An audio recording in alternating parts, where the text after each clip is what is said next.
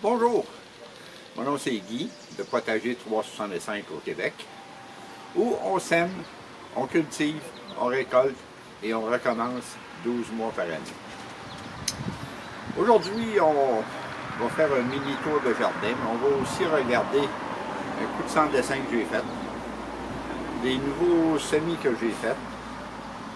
On va reviser peut-être la méthode de tailler les tomates. Alors, bienvenue. Je voudrais vous montrer un achat que j'ai fait dernièrement. Quelque chose qui, jeunes ou moins jeunes, peuvent profiter. C'est un petit banc qui est reversible pour travailler dans le jardin.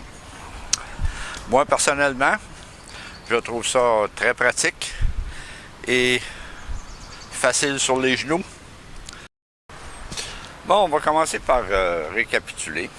On a décidé cette année de faire pousser nos plants de tomates indéterminés sur 3 tiges, c'est-à-dire la tige principale et 2 gourmands qu'on a laissé pousser.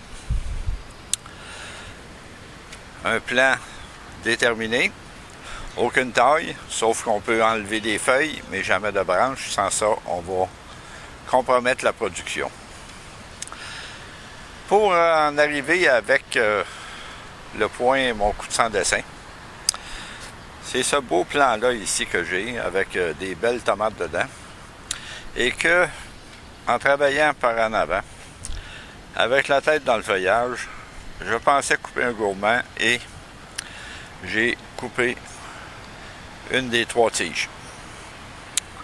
Alors, ce que j'ai fait, j'ai pris cette tige-là que j'ai coupée, j'ai gardé la tête et je l'ai mis dans l'eau.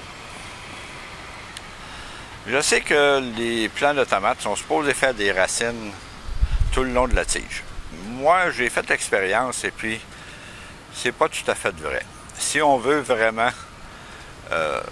mettre une tige de tomate dans l'eau, il faut la couper juste en dessous d'un nœud. C'est l'endroit où les racines vont apparaître. J'ai fait l'expérience avec 3 où j'ai pas fait ça, où est-ce que j'ai mis la tige sans avoir de nœud dans l'eau et les 3 ont pourri.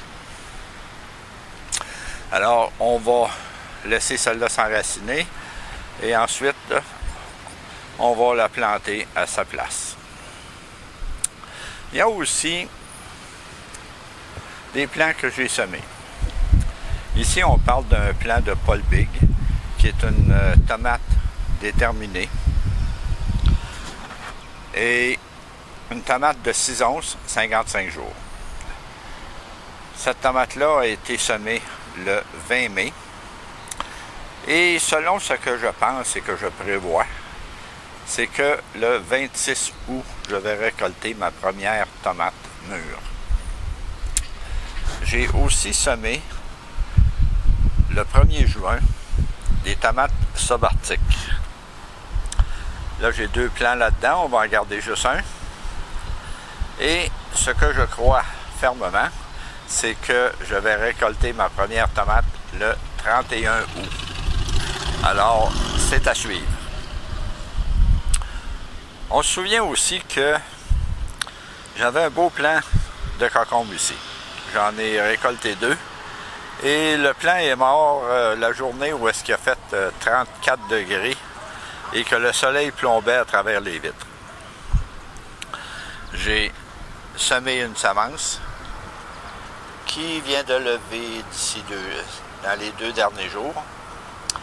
Et je voulais pas prendre de chance, j'en ai semé un autre à l'intérieur. Donc il va y avoir 2 plants de concombre, si celui de l'intérieur germe. Et on va monter un treillis pour les concombres. Quelque chose de... En tout cas, moi, j'avais jamais vu de ma vie avant ces derniers jours. Alors, on va faire une expérience avec un nouveau treillis que je suis persuadé qui va très bien aller pour les tomates comme pour les concombres ou même les fèves, les haricots, peu importe. Alors, c'est à suivre la semaine prochaine, ce nouveau treillis-là. J'ai ici,